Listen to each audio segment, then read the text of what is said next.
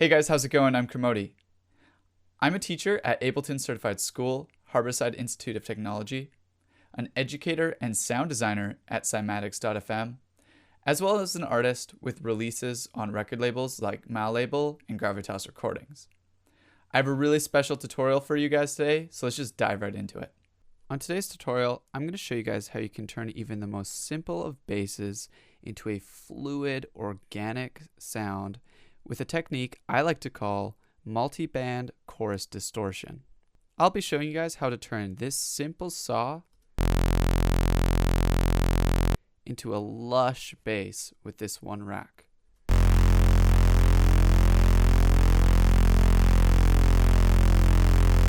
And if you like this, you'll be able to grab 5 more like it in the description of this video.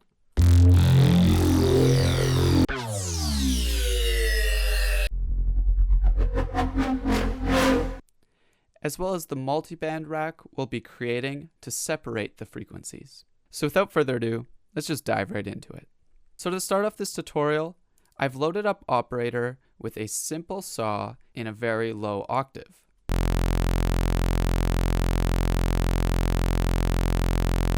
Now let's begin creating a multiband rack to separate the frequencies into different bands so we can place individual choruses on them before running everything into distortion. These separate bands with separate movement going into distortion will combine to create this organic and lush sound. Let's begin. So the first thing we're going to want to do is throw on an EQ8. I'm going to turn off the default low cut here, and I'm going to change the band to this 4 times high cut here. Let's bring the frequency down to a range sitting approximately around 100 Hz. You can change the cutoff to taste, and with the rack I'll be giving away in the description of the video, there are pre-mapped cutoffs that you can move around. For the sake of this video, however, let's leave it here at 100 Hz. It sounds like this at this point. But what we want to do now is introduce more of the sound. So what we're going to do is we're going to group this track, and we're going to head over to the chain selector here. Let's call this the sub. Now what we're going to do is we're going to duplicate this, and we're going to call this one the low mids. Now what you want to do is head on over to the low pass here and flip it to a high pass.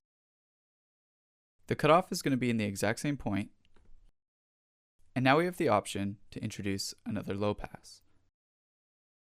Simply turn it on, turn it into a low pass, and place it to taste. I'm going to set it at 350 Hz. Now, let's duplicate the low mids, and let's call this one here the mids. Let's do a similar process. Let's flip this band here, and then let's flip the other band here. We'll select new frequency. Let's say 1500 Hz, and there we go. Let's duplicate this again, call this the high mids, and do the same process. Flip it, flip the other one, and select your frequency. In this case, let's do 7000 Hz. One last time, let's duplicate it out. Let's call this one the high highs, and let's flip this band one last time and turn off this one here. Now we have the entire sound split up into different bands. You will hear, however, upon playing, there will be a little bit of tonal difference to your sound. This is the original here, and this is the new one. This is because the crossovers aren't exact and may be removing frequencies or causing phase issues. This is something to consider when using this technique, but I can promise you will still yield some incredible results. So now this is where the fun starts to begin. For this multi-band chorus distortion technique, we want to place different choruses on each band except for the sub-band.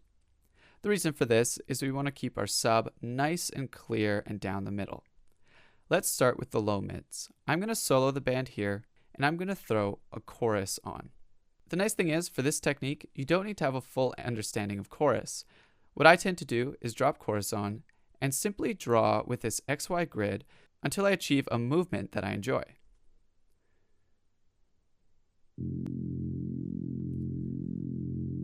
I like the slow churning of that one there. Let's do this again for the next band. Let's select the mids, let's throw on a chorus, and let's select a movement we enjoy. Perfect. Let's do the same with the high mids here.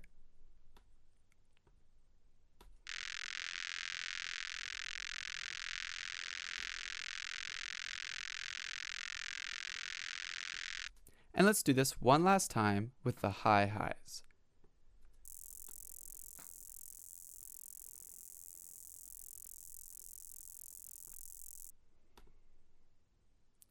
Perfect. So our sound is starting to sound like this.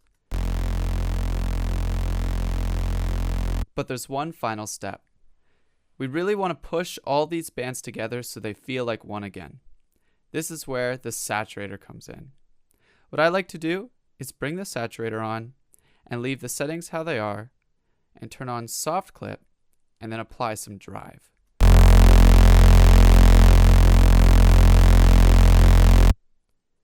Let's say some settings like that.